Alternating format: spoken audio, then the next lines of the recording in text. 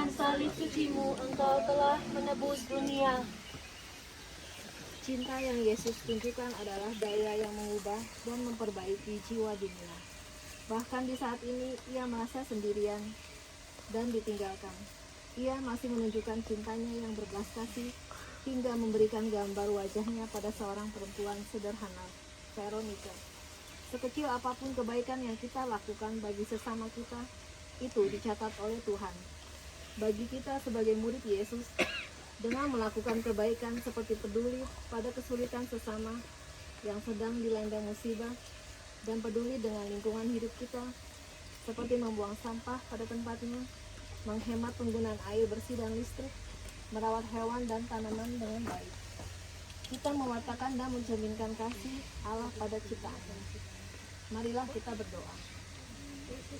Tuhan Yesus Kristus, seperti Veronica, kami pun ingin melakukan hal yang sederhana, membantu sesama kami dan semua ciptaanmu. Namun sangat banyak matamu. Ukirlah wajahmu yang kudus dalam setiap perbuatan baik yang kami lakukan, sehingga kami mampu mengatakan di tengah masyarakat dan namamu semakin dimuliakan. Sebab Engkaulah Tuhan kami, kini dan sepanjang masa. Amin. Tuhan kasihanilah kami. Allah, ampunilah kami orang berdosa ini. Bila kita meringankan duka orang yang sengsara, Tuhan Allah berkenan.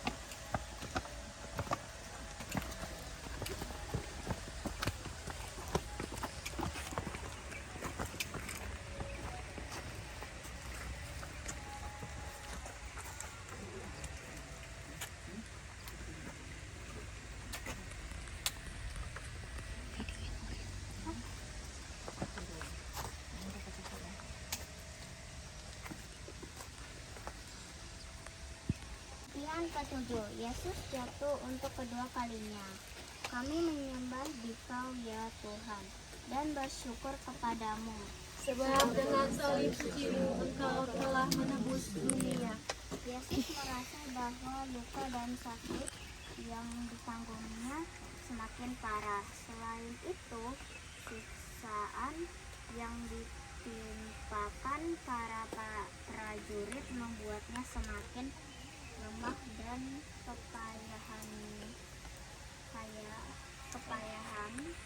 Hal ini membuat Yesus jatuh tersungkur dan tertimpa salib untuk kedua kalinya. Kejatuhan ini sebagai ungkapan bahwa perjuangan dalam hidup itu memang berat, sulit. Mari ulurkan tangan untuk meringankan penderitaan sesama, misalnya memberi solusi dari masalah yang tengah dihadapi, memberi pendampingan, mengumpulkan dana bantuan, memberi pekerjaan, atau membeli produk dari usaha kecil. Marilah kita berdoa. Tuhan Yesus Kristus, jatuh berulang kali adalah hal yang tidak enak dan menyakitkan. Berilah kami kekuatan dengan mengandalkan-Mu untuk bangkit dan melangkah maju jika kami jatuh. Semoga kami selalu tergerak mengulurkan tangan bagi sesama kami yang sedang jatuh, agar bersama-sama bangkit dan melangkah menuju kehidupan yang lebih baik di masa mendatang. sebab Engkaulah Tuhan kami, kini dan sepanjang masa. Amin. Tuhan, kasihanilah kami. Allah, ampunilah kami orang berdosa ini. Bila mana kami goyah dan tercampak karena salah.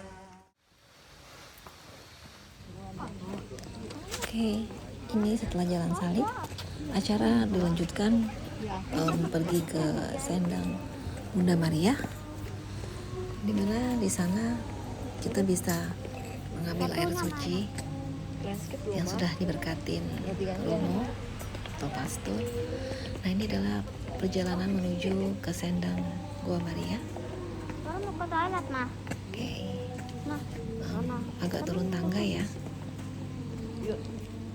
Lalu di sana ada relief Bunda Maria dan Tuhan Yesus. Juga di sana kita juga bisa panjatkan doa dengan menyalakan lilin, dan di sana juga ada sendang di mana kita juga bisa membasuh muka, tangan untuk berdoa.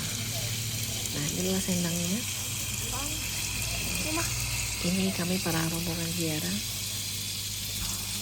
melakukan pembasuhan muka. Di samping sendang ini ada Gua Maria juga. Ini adalah pengumuman yang sangat indah dan pengalaman yang sangat spiritual, meningkatkan iman kita kepada Tuhan Yesus. Nah, ini adalah foto bersama kami.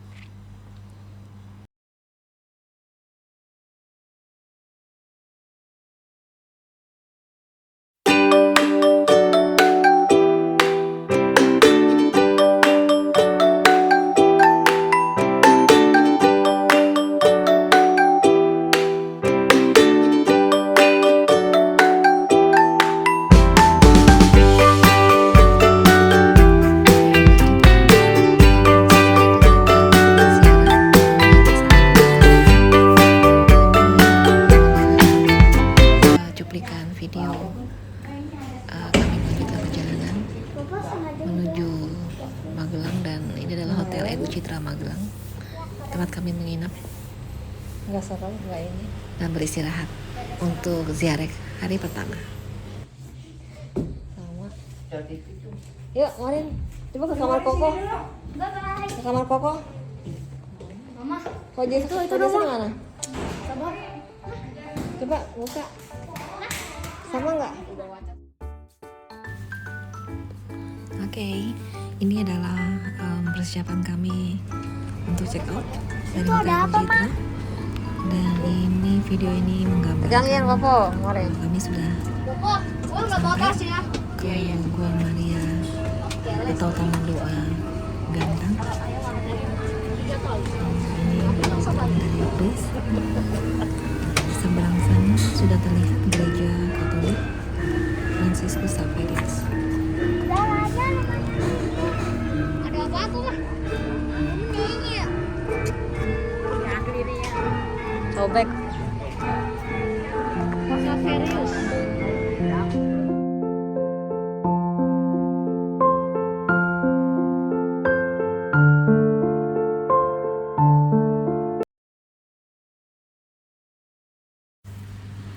Di Taman Doa Gantang ini kami berfoto bersama dulu sebelum melakukan jalan salib.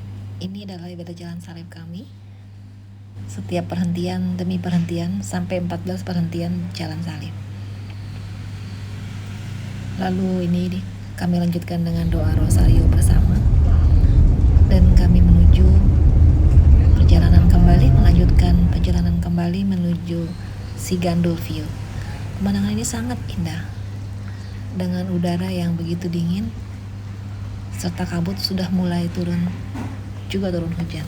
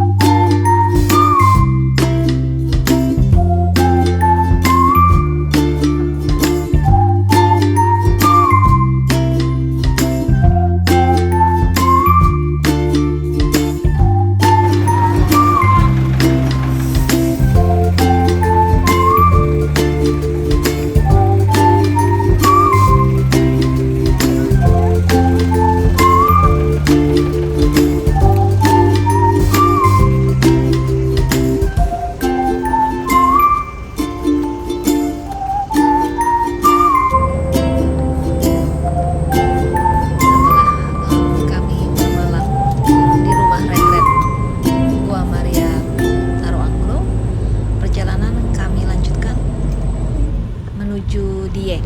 Jam 4 pagi kami sudah menuju Dieng dan ini adalah pemandangan yang sangat indah. Begitu indah, salah satu karunia dari Tuhan. Ini benar-benar sangat indah.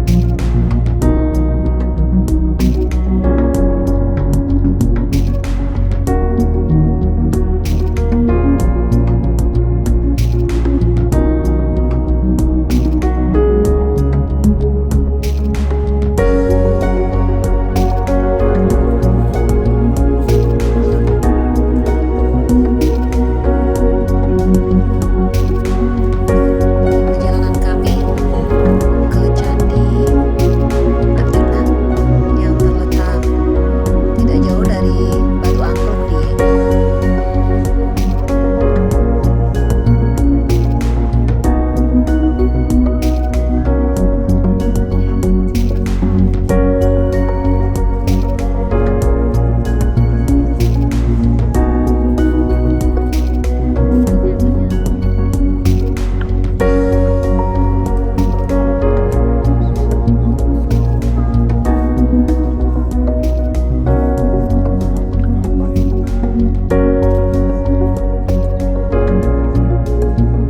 Perkenalkan, nama saya sebagai pemandunya AA Wijaya, kalau mau direkam silakan. Dan saya dilahirkan di Kota Wisata Lembang, Jawa Barat. Saya jadi pemandu di sini baru 39 tahun. Dan kalau Bapak dan Bunda dulu pernah melihat acara Silet Misteri RCTI dan Gapura jelek-jelek begini, saya pernah jadi aktornya.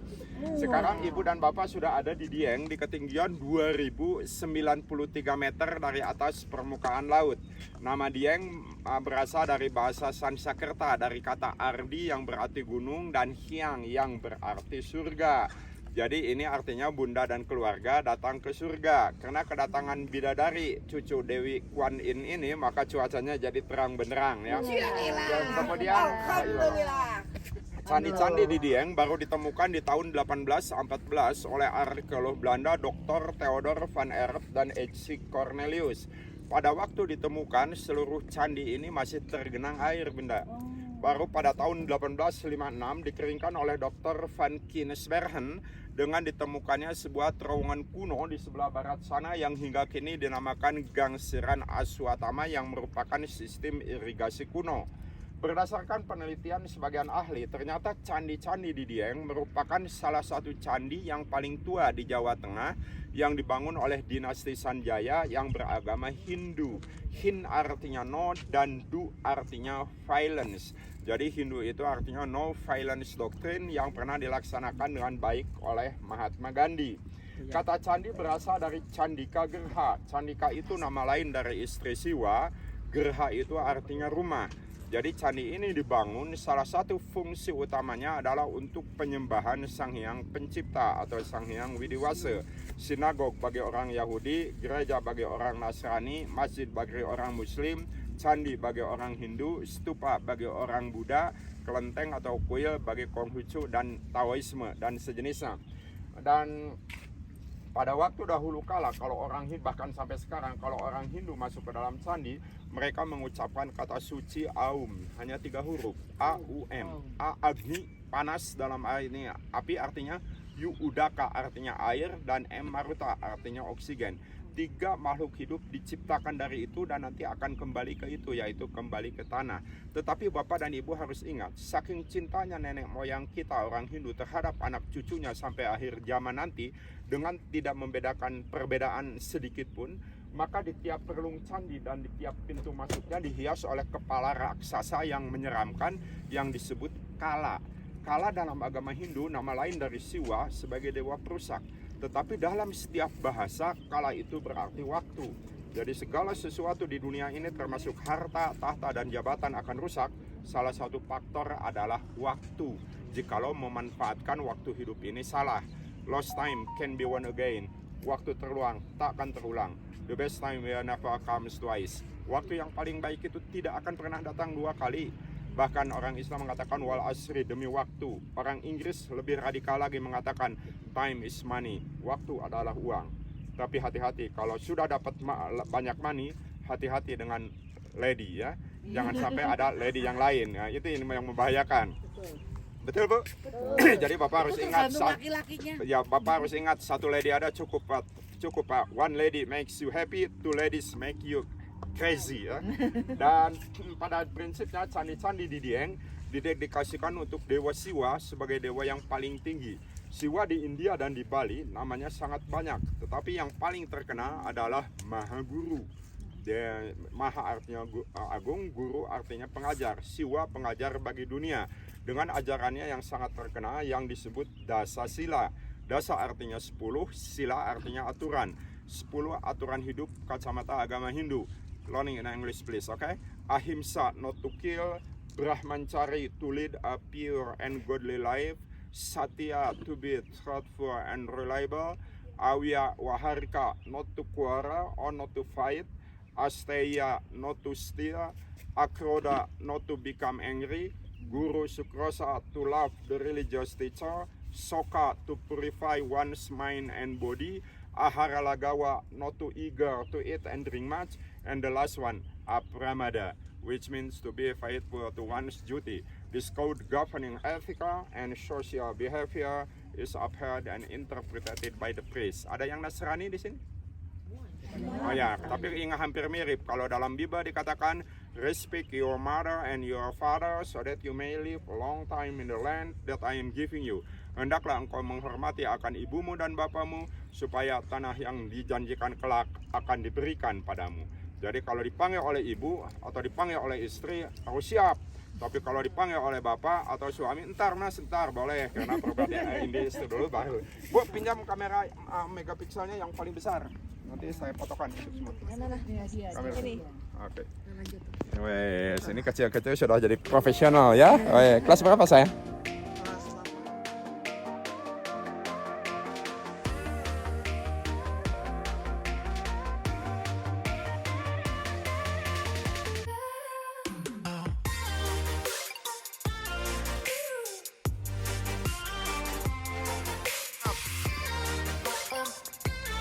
Tiga, 2, 1. 1, 2, 3, 2, 1, 1, 2, 3. Belum, stop. Sini dong.